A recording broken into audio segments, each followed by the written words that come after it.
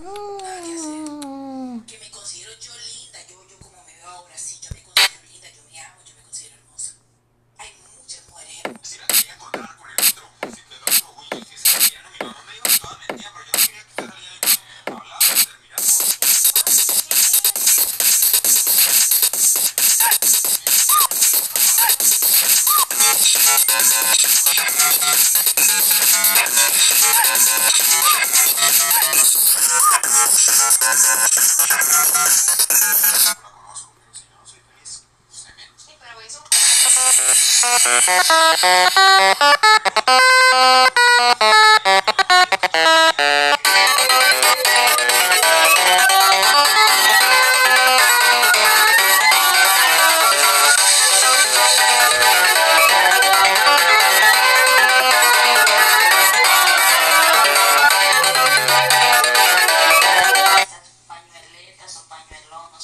¿Qué yo voy a hacer con Junior? Dios mío, Junior, ven, entra para la casa. Junior, Junior. ¿Qué?